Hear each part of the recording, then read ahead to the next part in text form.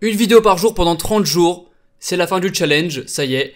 Alors la vidéo n'est pas sortie hier parce que encore une fois j'ai eu des problèmes avec ma connexion. Donc elle sortira aujourd'hui, c'est pas grave. Donc fin du challenge des 30 vidéos en 30 jours. Dans cette vidéo on va voir tout ce que j'ai appris grâce à ce challenge. On va voir aussi les stats.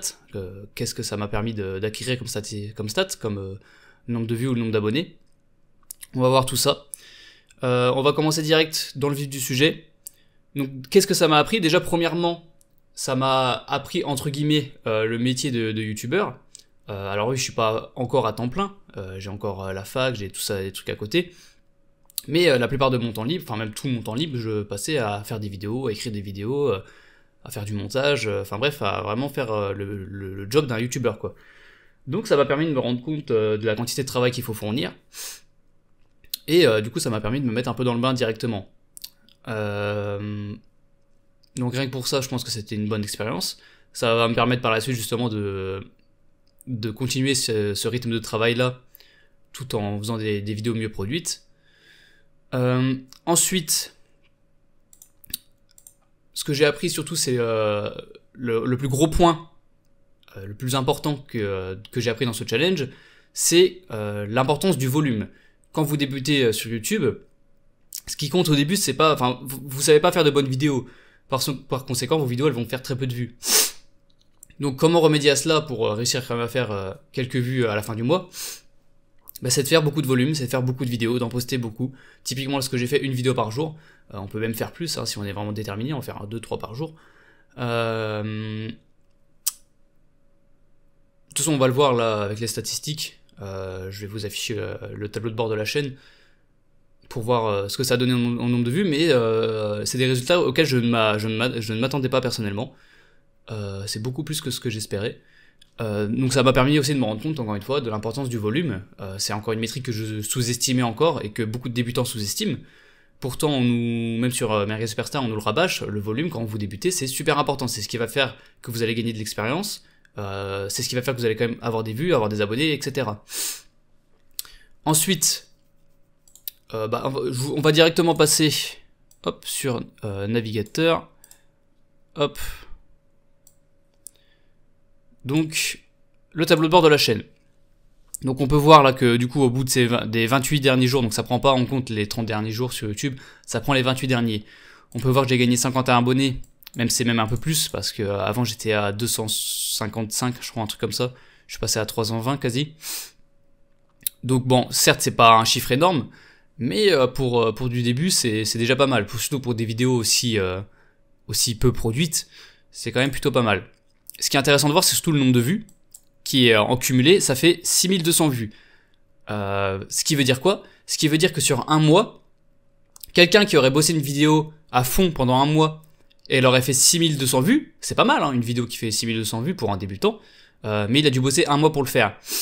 Que moi certes j'ai bossé un mois, sauf que c'est 30 vidéos que j'ai bossé une fois par jour, et qui sont très très très peu produites par rapport à une vidéo qui mériterait 6000 vues. Donc le résultat est le même. Donc si vous débutez, encore une fois, ne cherchez pas à faire des vidéos ultra produites, ultra qualitatives, parce que vous n'y arriverez pas, et vous allez être déçus. Faites plutôt des petites vidéos comme je fais à la con. Apprenez sur le tas, apprenez de l'expérience, et vous allez voir qu'au final, le nombre de vues sera le même que quelqu'un qui se fait chier à faire des vidéos mieux produites, mais qui en fait beaucoup moins. Durée de visionnage, ça c'est pas intéressant. Dans ce qui est intéressant, c'est de voir dans les vidéos les plus vues. Hop. Donc il y en a une qui a monté à 1000 vues, le reste ça tourne autour de 600, 500, 400, ça va pas trop au-delà.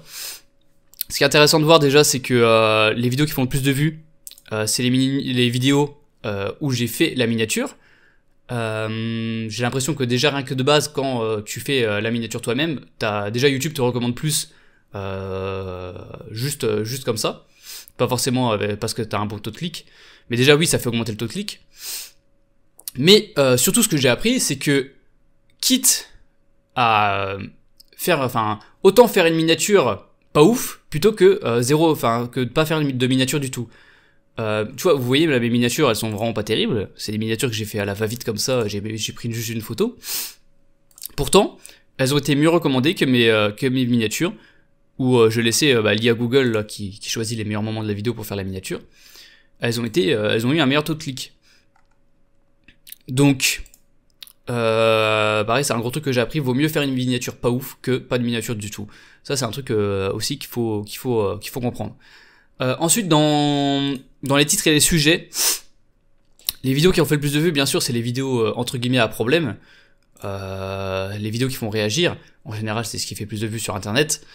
Parce que comme c'est des vidéos pas produites, il y a aucune raison pour que le viewer reste. Il n'y a pas de montage dynamique, il n'y a pas de machin. La seule chose qui fait que quelqu'un clique et reste sur la vidéo, c'est le sujet et le titre, en l'occurrence. Les miniatures, là, on s'en fout un peu. Donc on peut voir déjà dans les 4 premières vidéos, c'est des sujets assez controversés en général. Les gens aiment bien donner leur avis là-dessus. De toute façon, vous pouvez le voir rien qu'au niveau du pourcentage de likes et de dislikes. C'est des vidéos en effet qui ont pas trop plu aux gens. Donc certes, enfin je regrette pas d'avoir fait ces vidéos, mais comment ? Sur le long terme, vous pouvez même vous faire détester par si vos vidéos commencent à faire beaucoup de vues. Vous pouvez attiser beaucoup de haine. Déjà, enfin, je vais pas montrer les commentaires, ça sert à rien. C'est la plupart du temps c'est des guignols. Mais rien que moi, une chaîne à 300 abonnés, j'ai déjà des commentaires où les gens ils arrivent quand même à l'ouvrir.